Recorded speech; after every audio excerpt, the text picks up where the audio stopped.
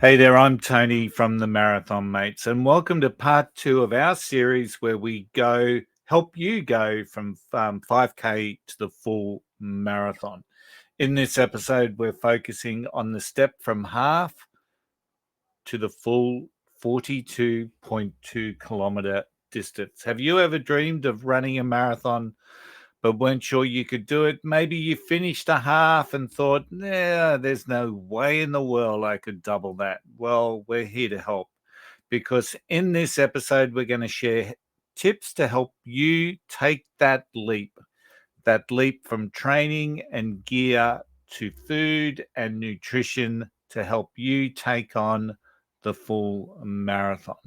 And we've got the experience because we are the only podcast with 4 6-star marathon medalists as co-hosts. This is the Flying Runner podcast. Are you ready to run?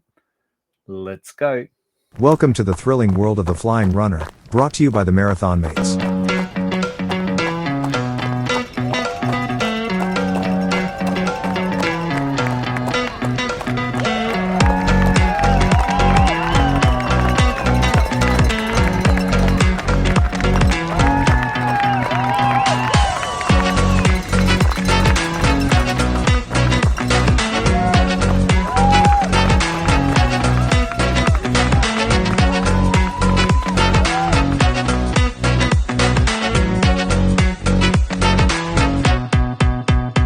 Hey there, everyone, and welcome back to the Flying Runner. I'm Tony from the Marathon Mates, and this is episode 97.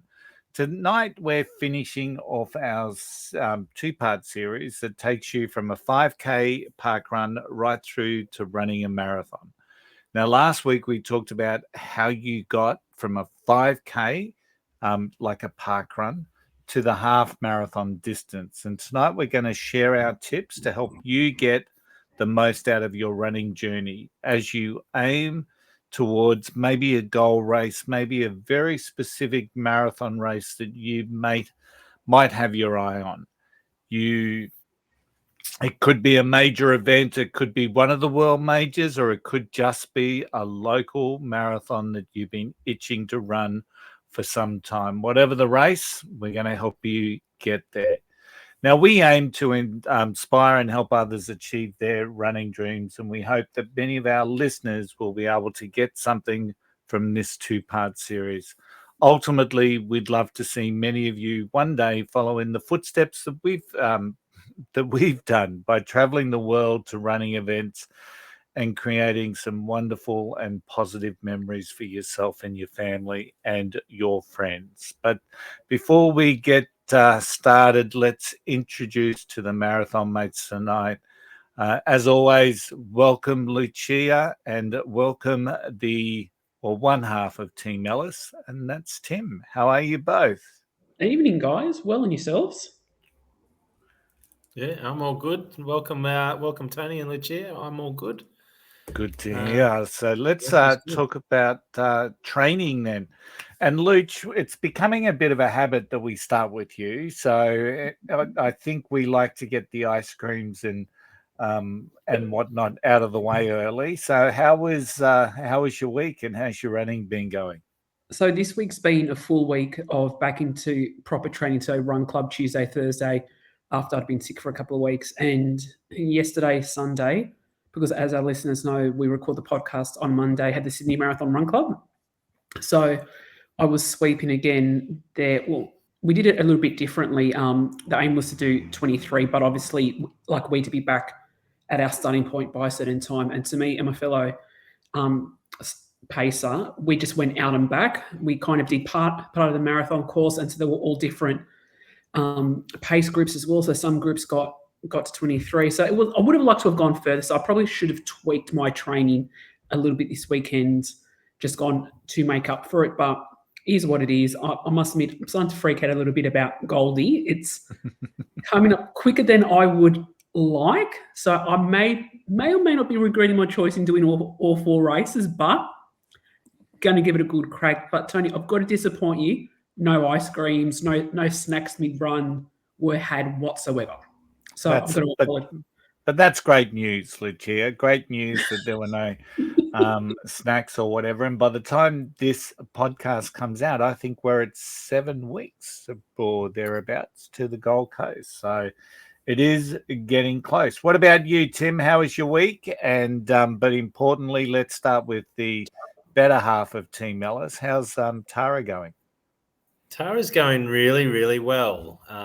She's got energy back. She's got her spark back. I was just talking to her earlier on, and she's walking around the house talking to me. And in the past, she would have been quite breathless and out of breath, just walking and talking. And she was talking without losing any breath. She's fit. She's healthy. She's strong. She feels better. She's got more energy. She's excited about having this implant now and really seeing the benefits of it. So still 3 to 4 weeks away from running, but she's in a good place. She is getting out there and doing a little bit of walking, which is allowable under her circumstances at the moment. But we should be able to see her and hear her back again on this podcast next week.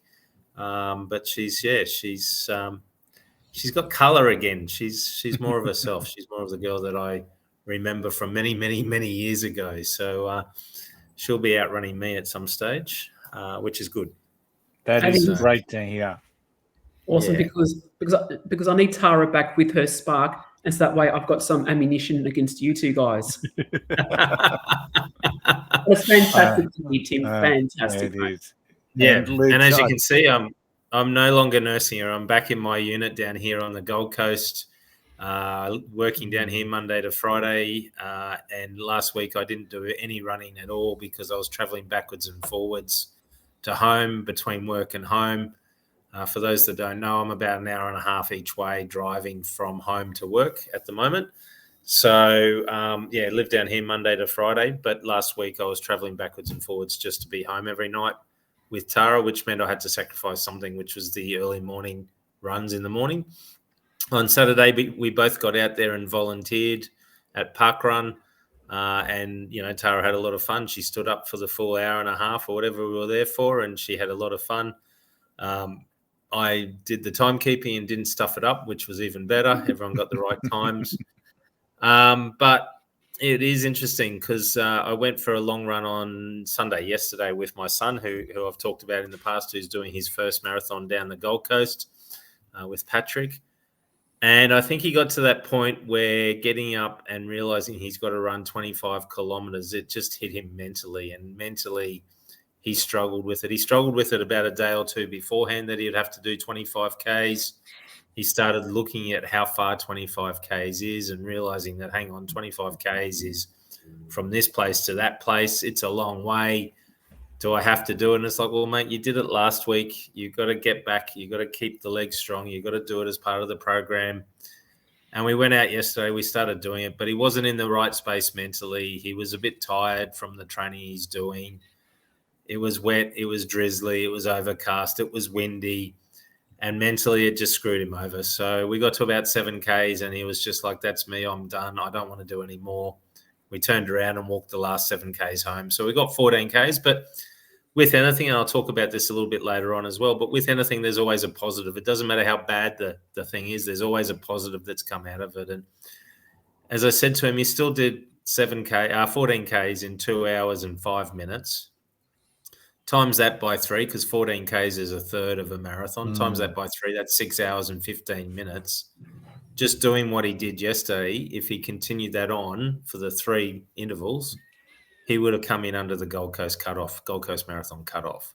Yeah. And as soon as I said that, his eyes lit up and he goes, are you telling me I'd still be a finisher if I went like that? And I said, yeah.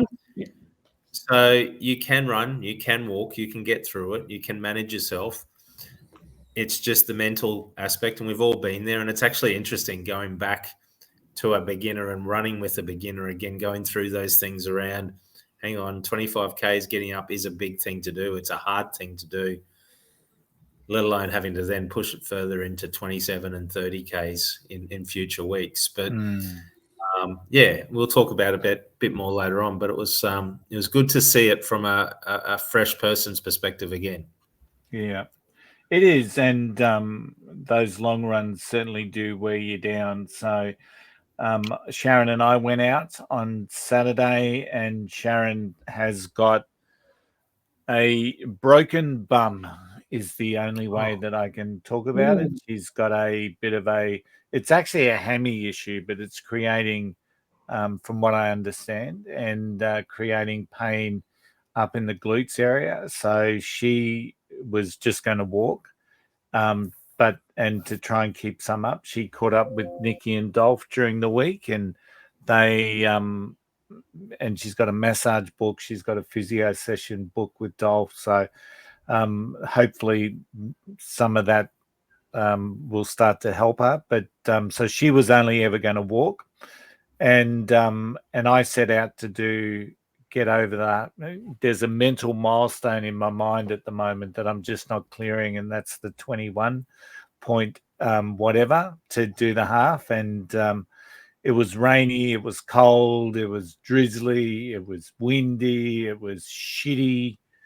And so I got through 16 and a half, and, I felt pretty good. So I would have got through to the 21. But knowing Sharon was out just walking in the weather, I pulled up stumps, and Sharon was not at the car. She was still out there walking. So I had to let her know, hey, I'm back at the car. That's going to do me for today. So, and then Tim and I went out and we did a bit of a recovery run, walk, very slow, 4K on the Sunday. So I guess between the two, I got 20 done.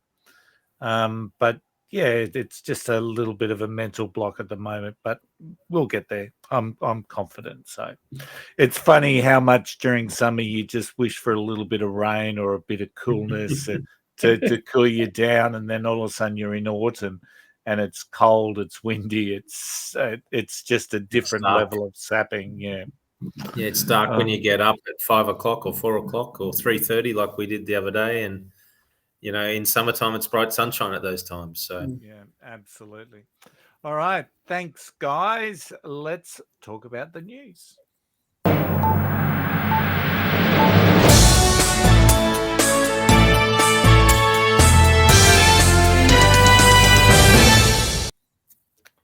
All right, Tim, what's been happening around the world this week? All right, just a couple of quick stories tonight, guys. The first one is on the New York Marathon. The New York City Marathon's Back of the Pack runners are going to be highlighted in a new documentary, which will debut at the Tribeca Film Festival I think it's in New York State, Tribeca.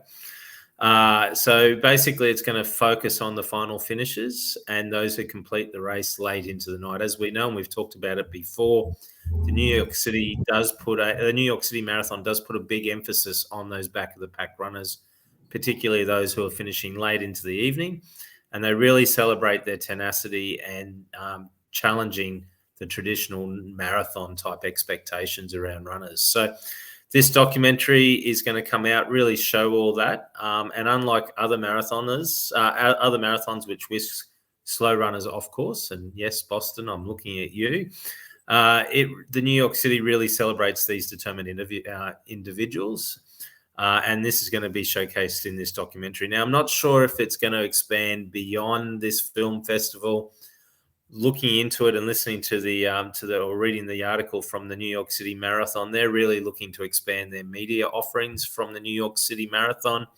With so many people out there looking to run it, they're really trying to show that it's not just for elites, it's for everyone, particularly ordinary people doing extraordinary things. So I think it's a good thing. Hopefully we can get to see this documentary. It goes beyond just the film festival, and maybe one of the streaming platforms picks it up, or even if it goes onto YouTube or something like that. But guys, I think it would be definitely one to keep an eye out if we saw it come out. Agreed. I think it'd be amazing to watch. Yep. Yeah, very feel good. It'll be great. Yeah, it will be a really good watch. Yeah. And I know we always talk about it because we are back of the packers, but the real story is really at the back of the pack. Yes, the elites go out there and they set some amazing times and do some amazing performances. as do a lot of the mid-tier runners. But really, when you see how tough some of those people at the back of the pack are doing it, I've seen over the years people that are very overweight, that are on crutches or on, they've got awkward postures, awkward walking or running styles, and they're dragging feet, and they're not doing that for a few kilometers. They're doing it for the full 42.2 kilometers or 26 miles. It's just crazy how determined some of these people are. And when we talk about mental strength, these guys have got it in abundance. They're out there 7, 8, 9 hours doing a marathon or longer. So, it's definitely something that needs to be celebrated and something that needs to be documented, I think. Now, the other news this week, and I know, Lucia, this will appeal to you. I know you love a bargain, so have a listen to this one. I don't necessarily agree with it, and you'll understand why after I say this, but there's a guy who posted on Instagram in the last week. His name is David Hallard, and he's from the UK. He didn't actually run the 2025 London Marathon a few weeks ago, but his wife, Claire, did. So the day after the race, he thought he'd throw her medal around his neck and hit the streets of London to see how much free swag he could snag. So in his Instagram video, he documented his self-imposed challenge, and over the course of walking around London, 40 kilometres of walking around London, he racked up an impressive haul of 20 free drinks, 7 free pizzas, 3 free bath bombs, a free cookie, a free hamburger, and a free Greek salad.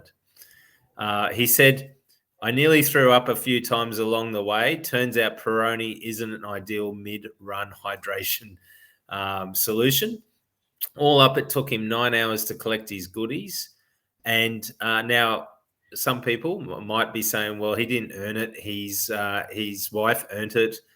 Well, he did make sure that when he took some of those pizzas away with him, he did make sure he took them home for his wife, and his wife got to have a few of those pizzas while she was recovering. So, guys, I'm not promoting this given that he didn't run the race. I think that it really is for only those who complete the race, but it is an impressive haul, especially when you also take into account, well, that's what he did after the race. But if you take into account what you can get as freebies at the expo beforehand, you can probably work out that over the period of the expo and post-race, you could almost walk away with your dollars worth that you've invested in the race just in freebies alone. So, Lucia, what do you reckon of that?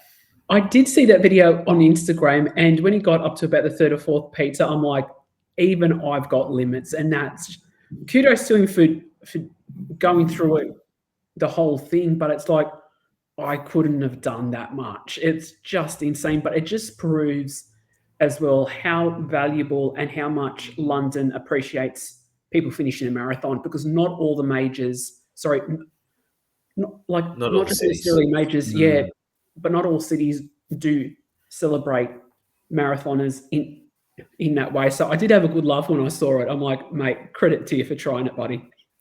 I was blown away when I saw this one, Tim, because Sharon and I have never got a freebie out of running around. And mind you, Sharon's not the type that will wear a medal on Medal Monday. She gets the medal, she wears it for a smidgen of time after the marathon, then it goes in the suitcase and waits to get hung up on our wall. But we've never had a freebie.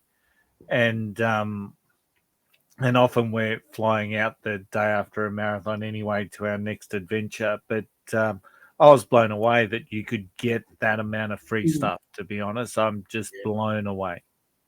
Yeah, we got free entry in New York to the Edge, which is that high-rise building in New York with the outdoor platform that sticks off the edge. So we got free entry into that the day after the New York Marathon. We also got free entry into the Vault as well, which I think is another one of those buildings as well.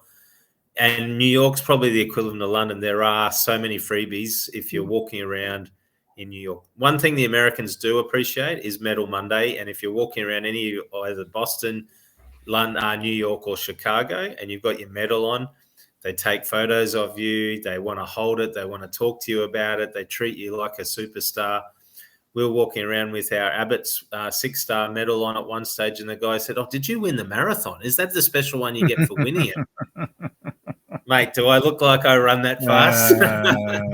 But yeah, they do take it seriously, and depending on the event you're doing, there are freebies beforehand. And on top of that, other marathons, as you know, also have things like virtual show bags, for instance, where you get a whole heap of goodies in a virtual bag with discount codes and things like that. And I guess if you took the full advantage of all those discount codes and all the freebies beforehand, you could actually do very well out of it and come out well in front of what you've paid. But as you say, it's the time of chasing it around. It's the energy involved in it. And generally on a Monday, you don't want to walk 40 kilometres to get 20 drinks, 7 pizzas, 3 bath bombs, a cookie, a burger, and a Greek salad.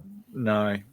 I think the most I've ever gotten was when I did New York, so that was 2016, that on the Monday, some friends and I, we were going for dinner at Ellen's Stardust Diner. So right in Times Square, and the queue is always massive. So I was meeting my friends there. They went to the front. They're like, "Oh, like how long's the wait?" And I think, like, let's say maybe it was 45 minutes, and they were wearing their medals. Like, and they said, "Oh, we did the marathon yesterday." That's all right. Come straight through. So it was handy that day. Yeah. Wow, they do love it. Yeah, and that's the news this week, guys. Thank you, Tim. Let's talk about what we're here to talk about this show tonight. Then we're going to step it up to the full marathon. So, guys, before we start tonight, let's just briefly chat about what made us, or the circumstances around us stepping up into the marathon distance. So let's break the chain here. Let's start with Tim. Why did you step up from the half marathon? Because you were quite happy doing halves, and last week we even heard it's your favourite distance.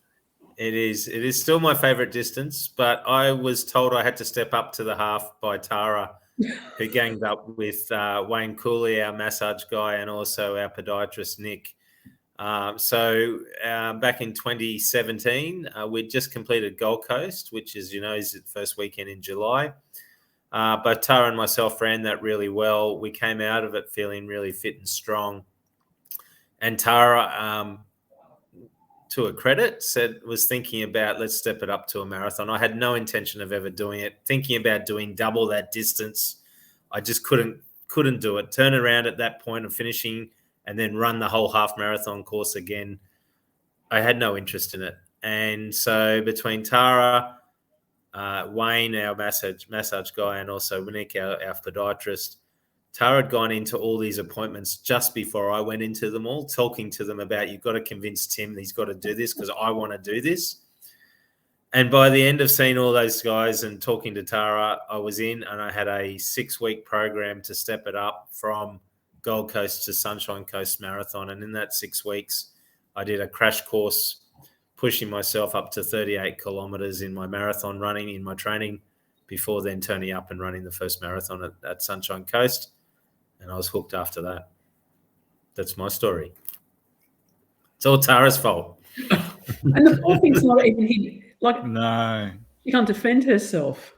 What about you, Luch? What was the what was that moment that you went, yeah, I could do a marathon? So when I thought, so this was back in 2014. So I was still feeling new to being a bit more of a serious runner. Hadn't even done my first half marathon, and the applications for London Marathon and Paris opened for 2015. I'm like, oh, how hard can it be? I'll apply for both. Because at that point, I think they were a week or two apart. I'm like, oh, if I get into both, I'll do both, because didn't know how hard it would be to get into London. So I applied for London, waited. Paris was very different. Paris was like, you applied, you waited, I think, a week or so, and then you had to pay. I'm like, holy crap, I'm in. Because I'm like, oh, it can't be that hard. Well, I'll save a bit more into that journey as we get further into the chat tonight. But it was like, it literally came down to how hard can it be? And boy, did I learn my lesson very, very quickly in Paris. I just thought, because ultimately what it came down to, if I'm going to do something crazy, like a marathon, why not do it in a beautiful city? Absolutely. I never had any thoughts that I ever wanted to run a half or a full marathon at all.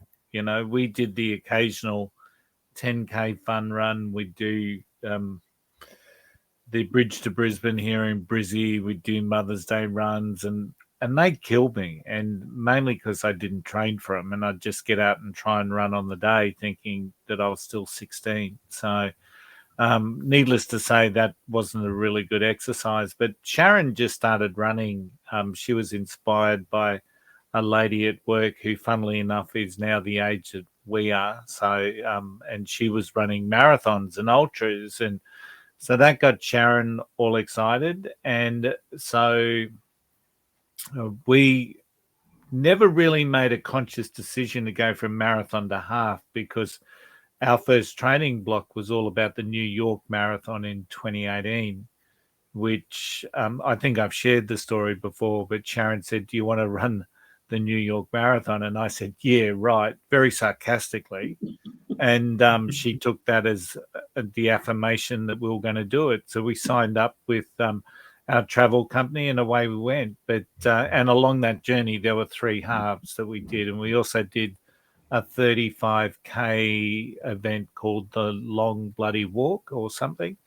And that was our training plan to intersperse. So we never really made a conscious decision to go from half to the full. The conscious decision was, before we even started training, was to do the full marathon somehow. And just along that journey, we did a couple of halves. So that's the way it went for me and Sharon. So I hope that makes sense. So yeah.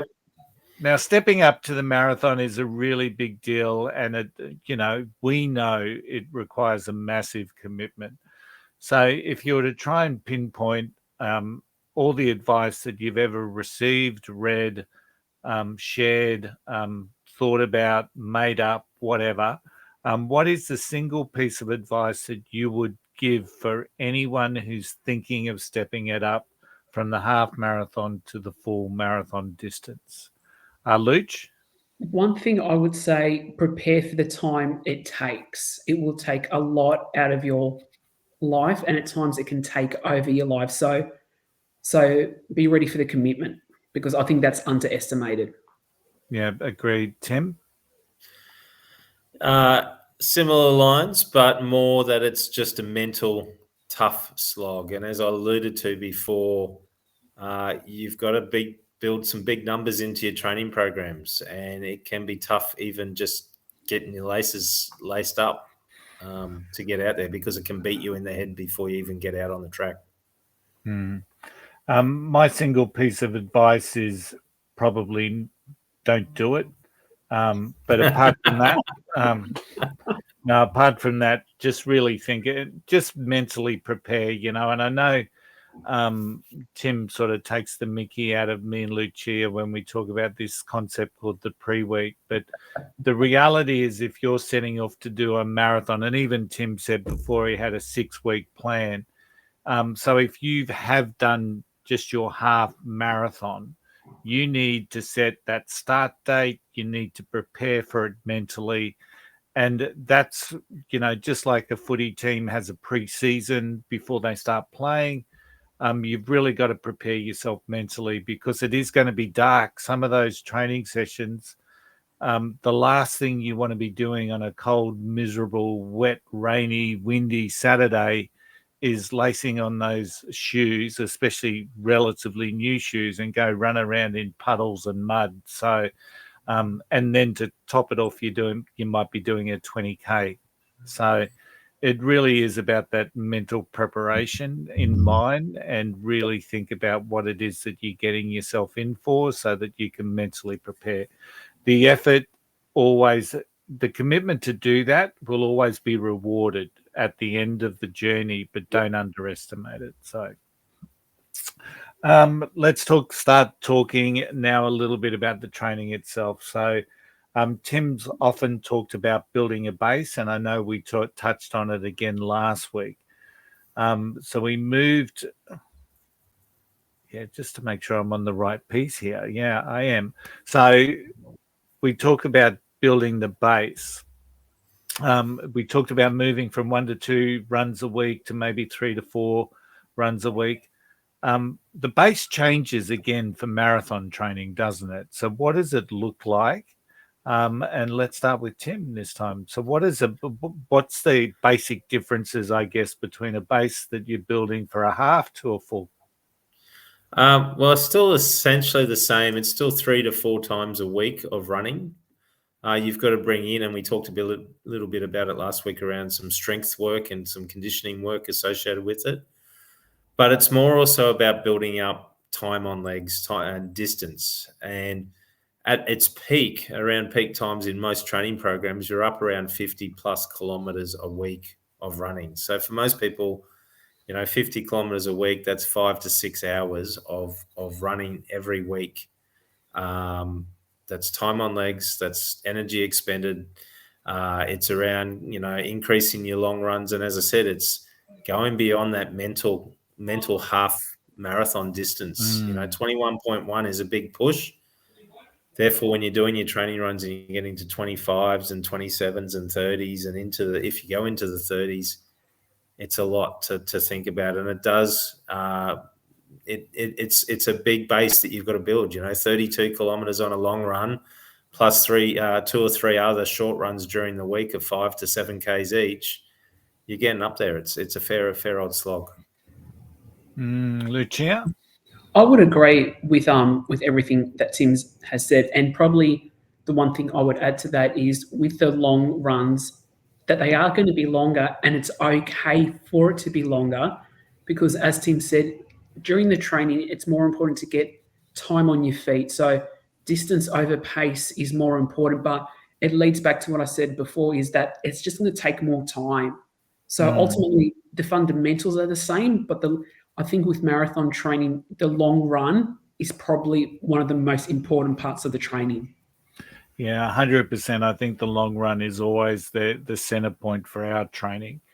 And our training doesn't necessarily change a great deal Monday to Friday, but it's the long run that really sort of sets a difference. So basically everything that you guys have just talked about, I am in agreement with. And one of the big challenges that I'm facing, and I guess Sharon is as well, our last marathon was New York back in November. And for us now, this 7-month period since then has been the longest time for the last 3 years where we haven't run a marathon. And now getting back up into some distances that will allow us to get the marathon distance done again is actually proving a little bit more challenging than what I thought it was. So it's really, really interesting. And our own journey at the moment is a bit challenging. But let's go back to our wonderful listeners. So if they're running half marathons now, does this mean, because I know a lot of people will probably be thinking about this, does this mean that they start all over again on a new training plan? Or what does a training plan look like if you've already done everything that we talked about last week or on part 1 on the way to completing your first half marathon? Luch, I'll start with you. Probably what I'd say, as we said before, the fundamentals are the same, but what you would need to tweak a little bit is it's okay to incorporate rest weeks. Your body's going to need to recover from the load, and you'll often see plans build up, then go down, and then build up again. And if you think to yourself, why am I taking that dip? It's because your body needs to recover. So don't be afraid when you see the figures go, let's say from 30 down to 16 and then back up, because it's all part of the process and you've got to trust the process. Yeah. Tim? Yeah, I think it's important to understand if you're already running half marathons, you've got a good base, you're in a strong position. Now, exactly as Lucia said, it's about taking it to that next level. It's about getting the body accustomed to running instead of for 2.5 hours, for 4.5, 5 hours. So it is that time that you need, but it's about pushing it gradually up to 30 and 32 kilometers. Now, what's the ideal training plan look like for that? If you're already at 21 Ks, it's probably not a 6-week program like Tara and I did. But having said that, That was our very first marathon, and guess what? We PB'd it, and it's been our fastest times ever. So maybe there is something in a short turnaround. You don't have to think about it. You just build up very quickly and go off and do it. But for me, I would recommend something again around about a 10 to 12 week training plan, even if you're at 21 Ks, just to gradually get the body build up nice and slowly, so you're not injuring yourself, you're not going out too hard, and you bring it from 21.1 to say 22.5 Ks, and then 25 Ks, and hold it there for a couple of weeks, and then hold it at 27 Ks. You don't need to go silly and run up to 38 Ks like I did on my first one that I did. For me, again, that was mental. I said it last week for the half marathon. I wanted to know I could run the distance. I did the same for the marathon. I wanted to know I could run the distance. I got to 38 Ks and it's like, yeah, I can do this. You don't actually need to do that. Most marathon plans will only get you to about 30 kilometers as your long run, because the thought is if you can get to 30 kilometers, you'll be able to push it to the last 12 kilometers and get through the last 12 kilometers. But you are going to have to train your body a couple of times. It's not just hit 30 Ks once and then step away and go for it. You're going to have to do it a couple of times in your training. So, that's 3.5, 4 hours for a lot of people to give up on a Saturday morning or a Sunday morning as their long run, and then do the recovery afterwards. You're pretty fatigued for the rest of the day and generally for a couple of days thereafter. Yeah. Well said. I would agree. So last week we spoke about an ideal training plan for the half, maybe a 12-week. So potentially anywhere between that 6 weeks that Tim and Tara took to another 4 weeks, so 10 weeks. So, you build up from park run all the way through to full marathon. May take you the best part of a half year, but it's better to be safe than sorry. And I tend to agree. We did London when we did London in 2022. I think our largest long run would have been because we had a really disrupted training plan. I think the longest we got to was about 12 Ks, believe it or not. So it was really quite a challenging build up. And I would never, ever, ever suggest that people do that. But we had a goal, so we just went out and we nailed it. So, but you do need to be hitting those longer runs of about 30 Ks. Otherwise, and a lot of it's mental. A lot of it will be mental. If you know you can get to 30 Ks, you can get to 42. So, okay. The other one is around those 30 Ks. It is about conditioning the body, getting it used to that pounding on the ground, the legs getting toughened up, the muscles getting toughened up. And I know we'll talk about it in a second, but it is strengthening. It is a lot of strength work, and that's part of it. It's not just the distance, but it's just the conditioning of your body as well. Yeah, because running a marathon is tough, and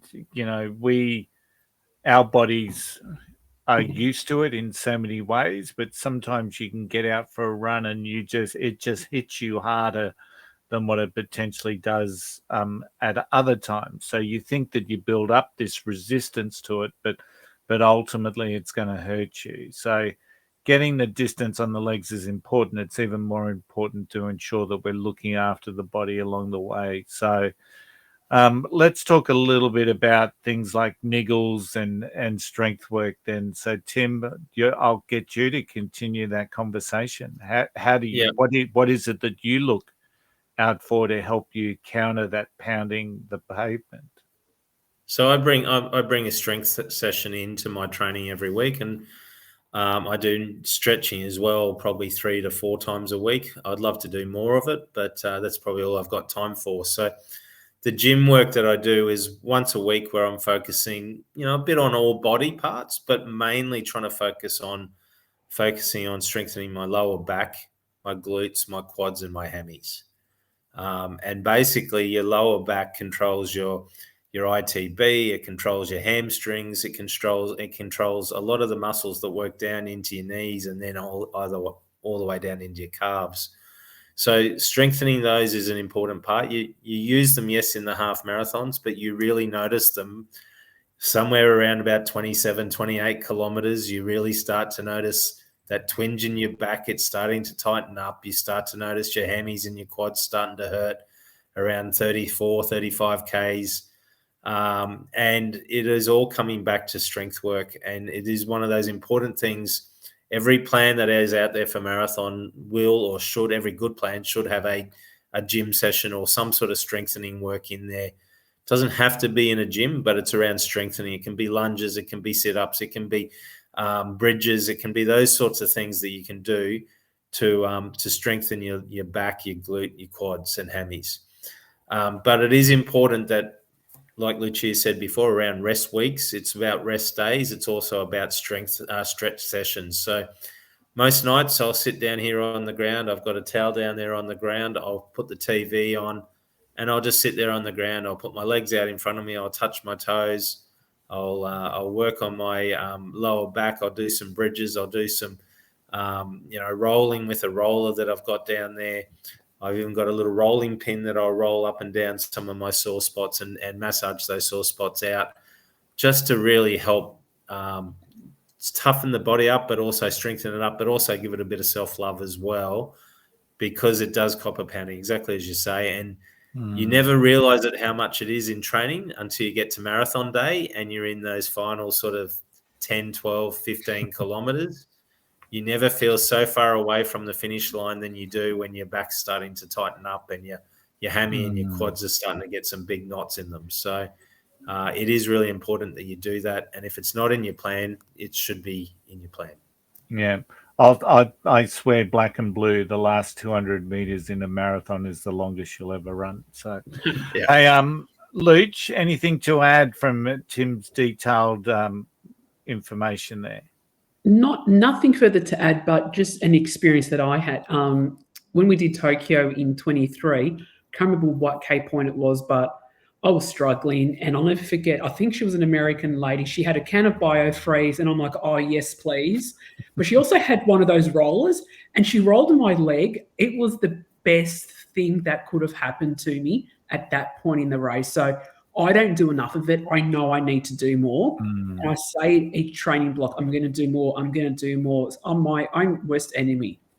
Yeah, absolutely. I'm very much in your camp there as well. I don't do anywhere near enough. I do, or I suppose I do enough, but I don't do enough to really thrive running a marathon. I survive my marathons is the way that I talk about it. And which brings us on to the next point almost seamlessly, because a big part of the marathon is that survival instinct. And a lot of that survival instinct comes back to what's going on in our mind. Rob D. Costella, who we all know is one of Australia's most favourite and best performed marathoners, is famous for saying that the marathon truly doesn't start until 30 Ks. And it's true, and we've seen that many times, no doubt. So how do you guys practice that, the strength work that we need for our mind, things like mindfulness, having patience, being kind to ourselves, those sorts of things? Because for a lot of people, this is not something easy at all. So, Luch, before I hand over to Tim for another detailed response, I'll let you go first.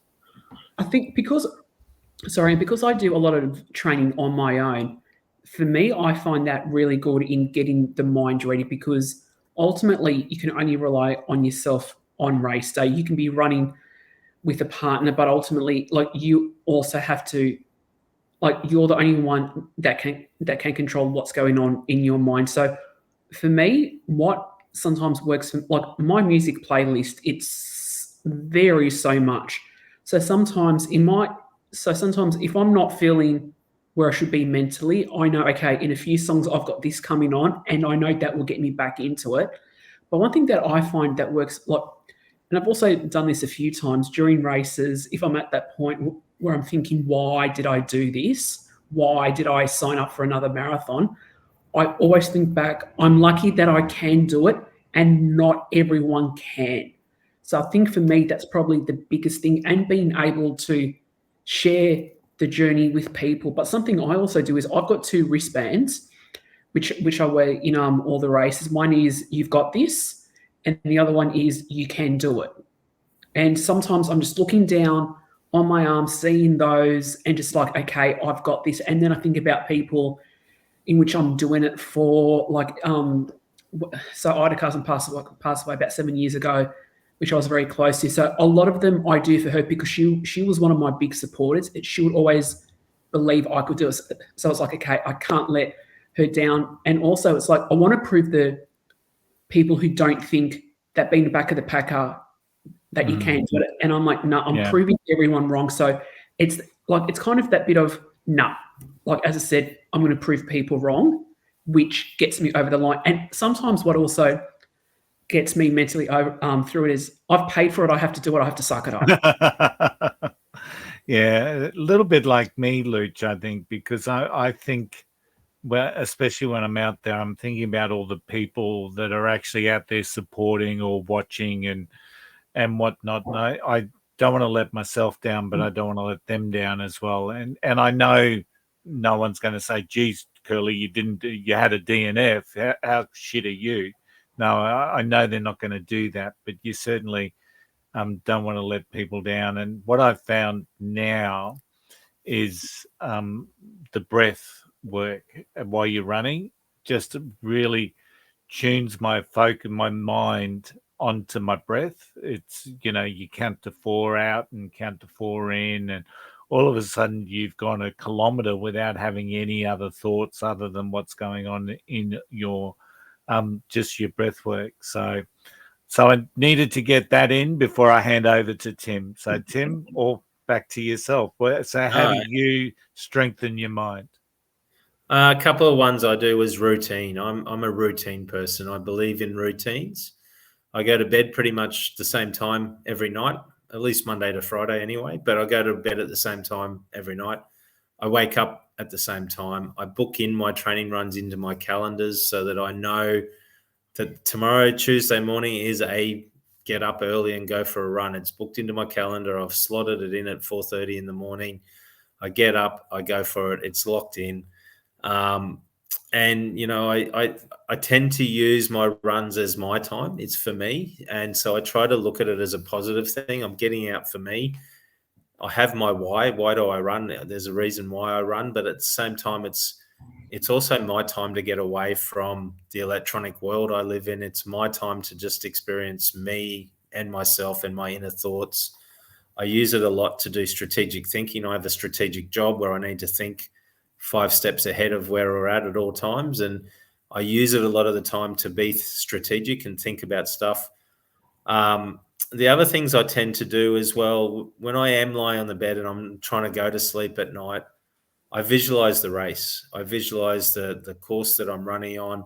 If it's a course that I've run a couple of times before and I have problems at certain points, even training runs, I'll visualize them. And I find that visualizing it before I go to sleep, it's the last thing I think of before I go to sleep. It's on my mind. I'll get through it. And most of the times I can solve the problems in my head. I know I've got Brisbane Marathon coming up in 3 weeks' time. I know I'm undercooked as far as training goes because I haven't done the distance that I need to do. I know it's a hilly course, and I've already visualized myself how I'm going to be running up that hill, how I'm going to be feeling, how my back's going to be holding up, how my legs are going to feel. I visualize myself running up those hills, and it will help me on the race day. So a lot of visualization. And the other thing, as I said earlier on with Patrick, I always look for the positive. I think being a marathoner, you've always got to be an optimist. I don't think people who are pessimists will really survive in the world of marathon, running. It's too far. I'm not going to do it. I don't want to do the training. Those people aren't really going to last long in the sport. I think naturally marathoners are optimistic. So you've always got to look for the positives in something. And as I said before, yesterday was not the run that we wanted it to be, Patrick and myself. But we found at the end of it a positive out of it that sparked us and it sparked Patrick at the end of it to go, actually, it wasn't as bad as I thought it was today. We can still do this marathon. It's still on the radar. I can still get it done. So I think that's the other thing. I always tend to look for the positives, no matter how bad a run was or how bad things are. I always look for it. Even out on course when I'm on a race, I'm thinking positively. Okay, it's only another kilometre to the next drink station. I can run that. How many kilometres have I run before where I've only got 1 kilometre to go and I've been able to hold on? I can hold on for this next kilometre to the next drink station. So I use that sort of positive, optimistic mindset. Yeah, and so important. So I'm going to combine the next two questions because hopefully we can answer them together. But a lot of people will have heard about things like runners hitting the wall and just coming full stop, or what it feels like. So, but a lot of that can also be put down to things like our general nutrition, our hydration, etc., etc. So I guess, and once again, I'll start with you, Luch. Have you ever hit the wall? And then what are some of the steps that you take in relation to your hydration and your fueling that you now put in place so that you don't hit the wall? So Paris was, as I mentioned earlier, Paris was my first marathon, and I hit the wall hard because a lot of marathons will actually have signs at about the 30K mark saying, you're at the wall, smash it, things like that. So I'll never forget. So this was just maybe a couple hundred meters before the 30Ks, and I literally stop in the middle of the course. There's a set of stairs over on my right. I'm like, if I walk up those stairs, I can be back in my hotel in 10 minutes. I literally took a moment to think about it. I'm like, do I do it? Do I go, bugger it, I'm done? Or do I keep going? And what went through my head was, I've paid to do this. I need to prove people wrong. I've come this far. What's another 12Ks to go? Because as was mentioned earlier, really the marathon doesn't start until you reach your 30Ks, because that's the toughest part of the course, is getting down to the end, because you think to yourself, okay, I'm nearly there. One thing that helps me once I've hit that 30K and hit the wall is just breaking it down. It's like, okay, like bring it down to 10Ks, 2 park runs to go. And sometimes I've even yelled out, yes, I'm finally in single figures, just to give me that little oomph. And when I was training, probably for the first couple of marathons, I'm not the best at nutrition. We know I do like to have donuts regularly, ice creams and all that. But learning now, it's like, if you want good results, your body, like, not only do you have to train physically, you've got to train your body nutritionally as well. So making sure you're having the right foods. Don't get me wrong, you still have fun, but don't have fun too often, because otherwise, if you're feeling heavy and lethargic, the wall's going to come earlier than the 30K mark. Yeah, the wall's hard enough. You don't want it at 15 or Yep. at 18, or which is my case at Boston. So Tim, the key for you in terms of nutrition and hydration? So again, it comes back to routine for me. Week to week, nutrition is pretty much the same. I eat the same sort of meals most days, for lunch, for dinner, for breakfast. Lots of veggies, lots of protein, carbs when I need carbs. And I drink lots of water. People are always surprised at how much water I drink. I probably drink, at least a good 5 or 6 liters of water most days, from when I wake up to when I go to sleep, throughout the whole day. I go to the toilet constantly, but it's part of me just hydrating all the time. And I find eating healthy through the week, eating healthy and drinking well during the week, cutting out, high salt diet, cutting out fatty foods, processed foods as much as possible. Okay, you got to live life, you've got to have fun, but cutting out a lot of that stuff, drinking your water, will help you later on as well, particularly on race day, and will particularly keep your body in tune so that when you hit the wall, it's not too bad. And I must admit, I've never hit the wall to the point where you see some people out there where they hit the wall and they totally collapse and they're off in Disneyland and they have no idea where they are. Thankfully, I've never been there. The types of wall that I've hit before is where it's more mental than anything else, where all of a sudden I've got to a point and it's like my legs just don't want to run anymore. And I'm telling my legs, why am I running? I don't want to run anymore. And I just stop and just walk for a while. And then I know the moment I stop, the brain has beaten me, and it's at the same point then that I will not be able to just take a short little walk for a couple of 100 meters and then run the rest of it out. I know at that point it's a run walk to the finish line. Yeah. I sort of don't call it the wall. I call it my inner sook, and the inner sook comes out, and it has come out on the odd occasion. And every now and again, like last year at the Run Army event, I was 500 meters from home and I just pulled up. And but really, I just took a big, deep breath and then just charged home because I was so close to getting a PB. And I just needed that little bit of a let's just stop, walk 2 steps, and then go again just to reset the mind, which was really crazy. Hadn't done that before ever. And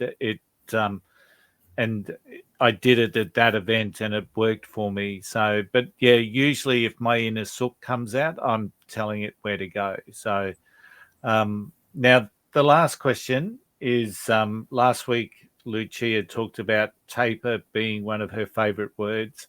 I actually looked up the the dictionary this week, and I could see beside the word taper is a picture of Lucia's smiling face. So, Luch, what's difference between a taper for the half marathon and the full marathon? Is there a difference? For me, there's no difference because ultimately my tape is generally the one thing that may change is the amount of time I'm tapering. So for a half, it's about I can even get away with a week, but 2 weeks I'm more comfortable with. But with a marathon, I try and do it where I can, at minimum 2 weeks. If I can, as long as my training has been on schedule, I'll go for 3. But ultimately, it's the same thing. You're still doing the mileage, and it's still at the same intensity, but it's just less case. So ultimately, the principle is the same for me. Tim? Yeah, same. I'll sneak in a remedial massage about a week out from race day just to get all the gunk out of my legs. But yeah, again, same. Try to push it out to a 3-week taper rather than a 1 or 2 week taper. I'm pretty much in agreement. I think it's about 2 weeks for me. My longest run will be usually 3 weeks before the goal race, and then I'll taper it down, which is funnily enough the picture you see in the dictionary with Lucia's smiling face. That's what a taper's all about. So very quickly, guys, if there was one last piece of advice that you would want to give, what would it be, Tim? Quick. We've made it sound really exciting and wonderful to do it, but in reality, it is a hard thing to do, but anyone can do it. And I challenge everyone to give it a go. Don't be put off by our comments tonight. It is hard, but it is easy. It is something that anyone can do. Yep. Luch? I would say respect the distance. And I think everything we've covered ultimately brings it back to that, because if you don't respect the distance, it's going to bite you on race day. Yeah, and I always just the last piece of advice is the accomplishment. There's such a very small percentage of people in the world that can say they've run a marathon, and you could join those ranks. And I think that that's something incredibly proud, whether it's a 12-hour marathon or a 2 hours 05. You know, the reality is it's such a small percentage of the world's population. So get out there and have a crack. Listen to our advice, take your time, and just really nail it off. So Tim threw this one at us last week, Lucia, so I'm going to throw it this week. What would you call your favorite marathon, and why was it so memorable? I think for me, my favorite one, if I base it on sentimental, Boston, because that for me, it was a perfect race day, but it's hard to beat London or New York. The way the cities and the crowds get into it, it even beats, now Tim, I'm going to say it, I think London and New York beats Disney. There you go. So Tim? I would say 2. One here in Australia would be Uluru, Great Australian Outback Marathon. And the other one would be Queenstown. I said Queenstown last week for the half marathon. I back it up again and say do the marathon in Queenstown in New Zealand. It is spectacular. Yeah. And mine is a very clear New York City marathon. And even though it's never been our best race, it is just one that is just so vivid and the reason why we got started in the first place. So I think that's going to wrap it up. If you do have any questions or anything in relation to any sort of marathon training, make sure you make contact with us. So whether that's through any of our social media channels, you'll find us on Facebook, Instagram, or send us an email. But I think that wraps up everything that we can give you at the moment. I certainly have had a lot of fun on this topic over the last 2 episodes. So it's allowed me personally to be able to sit back at my training and think, where am I? And am I ready for Gold Coast Marathon, which by the time this comes out will be just 7 weeks away. So hopefully you've all got something out of this and we've inspired you to do something amazing, because we know that you've got it within you. So, but we haven't finished yet. I'm going to hand it over to Tim for Tim's tip. Thanks, Tony. My tip this week is on the same theme. Go big and challenge yourself to something amazing, whether it's stepping up to a half marathon or going big for the full marathon. You won't be disappointed when you cross the finish line. It is an accomplishment to set yourself a challenge, train for it, and then complete it. It brings a massive sense of self-accomplishment, and it's something that's very unique. You get this weird feeling, and I'm not going to lie, the first time I crossed the marathon finish line back in 2017, I did cry when I crossed the finish line. There were tears coming out of my eyes. It was a big accomplishment knowing that I was able to do it, and I'm pretty sure you guys also had some tears when you did your first one. So I've said it before on this podcast, life is short. Go out and create some memories. Have a go at something difficult. We've made it sound hard and we've made it sound tough, because it is hard and tough to do a marathon. But when you do it with someone or a group of other people, it's quite an amazing experience. So do go out and give it a crack. Have a go at doing the marathon. But lastly, make sure you do celebrate the success afterwards. And that's one of the reasons why we like, as the Flying Runner, to travel to destinations, go do the marathon, and then celebrate it afterwards by having a look and traveling around and exploring different places around the world, and really celebrating the accomplishment that you've just done. Because as Tony said, very few people on the planet can run a marathon or have run a marathon, and it's something definitely worth celebrating. So that's my tip this week, guys.